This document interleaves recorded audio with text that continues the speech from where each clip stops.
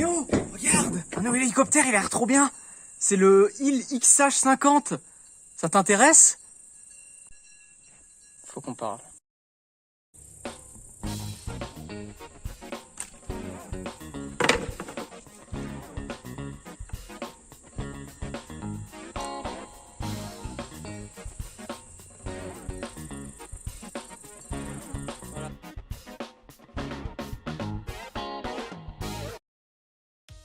Salut à tous, c'est les Alpins.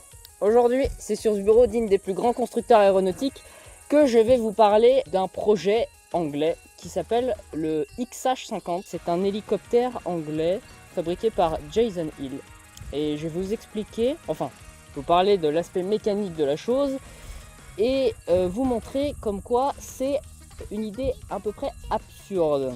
Bon, avant toute chose, avant de parler de l'hélico, parlons de son inventeur, Jason Hill. Jason Hill ne vient pas de nulle part. Il a déjà de l'expérience dans la mécanique aéronautique, puisqu'il a déjà auparavant travaillé chez Leonardo, la société italienne constructeur d'hélicoptères. Donc on peut dire que le monsieur a déjà de l'expérience. Enfin, de l'expérience. Il quitte Leonardo et fonde sa propre société Hill. De son nom en fait, Jason Hill. Pour l'instant ça va. Maintenant qu'il a créé sa propre société, quel est son but ? Quel est son objectif? Quelles sont peut-être les innovations qu'elle peut faire? Eh bien, Jason Hill a bien réfléchi à ça. Il veut construire un hélicoptère personnel, comme une espèce de Lamborghini de l'air. Mais il veut tout faire lui-même. C'est-à-dire que la mécanique, c'est-à-dire le moteur, la boîte de transmission principale, le rotor, la cellule, tout va être construit par l'usine de ce monsieur, Jason Hill. Alors, moi j'ai envie de dire que c'est absurde. Vous allez me demander pourquoi. En aéronautique, on ne fait pas un hélico comme ça. Le principe de Jason Hill, c'est de faire tout lui-même. Le problème, c'est qu'il faut de l'expérience. Peut-être que Jason Hill, là, de son expérience chez Leonardo, ça reste quand même peu. On parle de ça, mais j'ai envie de donner des exemples assez concrets. Parce que bon, là, on parle un peu dans le vide quand même. Je vais pas parler de l'esthétique, parce que ça, c'est un avis personnel. Alors, il y en a qui aiment, il y en a qui aiment pas, mais... C'est dégueulasse. Voilà. Mais sur l'aspect technique, il y a quand même beaucoup de choses à voir. Bon, parlons par exemple du moteur. Sur la page principale du site, le moteur est annoncé à 120 chevaux pour un hélico d'une masse à vide de 800 kg. Ça fait 0,40 environ chevaux par kilo. C'est pas si mal, ça se situe entre un R44, un petit hélico 4 places, bipale, et un écureuil, un peu comme ça quoi.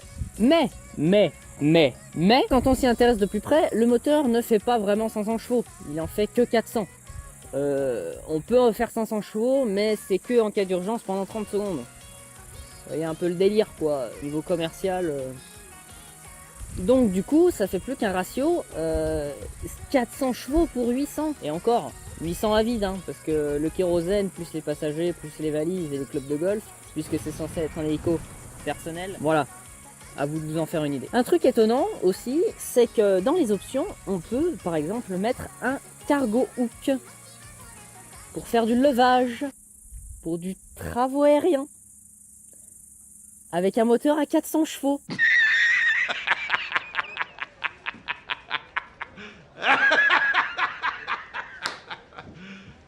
You serious? Bon, après toutes ces simagrées, parlons du prix. Il est annoncé, il va être annoncé à 495 000 livres.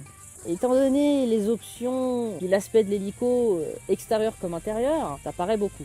Jason Hill nous dit qu'il a fait des économies sur le moteur. Donc effectivement, le moteur coûte moins cher, l'hélico aussi, mais au détriment de la puissance. Donc vous pourrez toujours faire du transport de passagers avec, mais faut pas faire du levage. Et puis pour comparer, alors, sans parler du moteur, vu le prix de l'hélico, c'est quand même vachement peu. Par exemple, le prix des écureuils aujourd'hui, qui vaut à peu près entre 1 million et 1,5 million. Un écureuil comme celui-ci. Bon, pour ce prix-là, vous avez certes peut-être pas un très bon moteur, et ni même un très bon ratio poids-puissance. Mais vous avez un superbe intérieur à la façon Lamborghini, avec plein d'options inutiles. Par exemple, on peut citer comme option inutile le fait de pouvoir connecter son hélico en Bluetooth pour pouvoir le ranger automatiquement dans un hangar. Je veux dire, tu prends tes mains et puis tu le rentres dans le hangar, non? Ça t'économise 20 000 € quand même. Ou alors tu payes des mécanos pour le faire. Ouais, aussi, ouais. Ouais, tu peux les payer au lance-pierre, ça marche. Jason Hill nous fait aussi son concept de son tableau de bord. Sur ce tableau de bord, on retrouve 2 écrans en guise d'instrument de bord. Bon, vous me direz, les 2 écrans, ça se fait. Le problème, c'est le logiciel. Parce qu'aujourd'hui, vous avez plusieurs constructeurs d'instruments de bord. Il y a les constructeurs d'hélicoptères, comme par exemple Airbus, qui fabrique son propre logiciel, qui s'appelle Helionyx, ou encore l'américain Garmin, qui équipe les hélicoptères Bell et même autres avions. Le problème, c'est que Jason Hill, il va falloir qu'il refasse tout de zéro. C'est-à-dire, il n'a pas encore testé son logiciel, peut-être ne l'a pas encore optimisé. Donc c'est ça qui me fait peur. Eux, les grands constructeurs, ont de l'expérience, donc ils ont pu certifier leur logiciel. Tandis que Jason Hill, pour le certifier... Les certifications, parlons-en.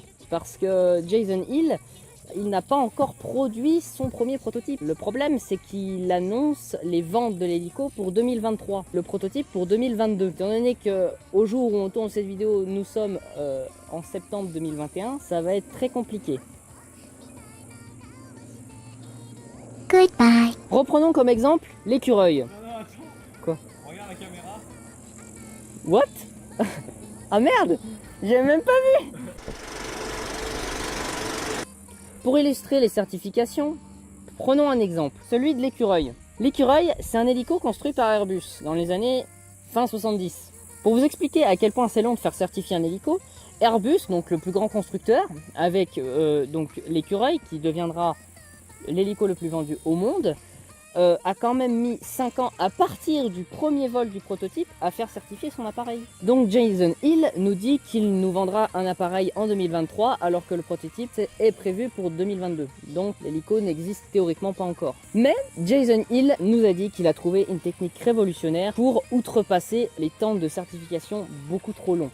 Et oui, parce que Jason Hill veut faire passer son hélicoptère sur certification expérimentale.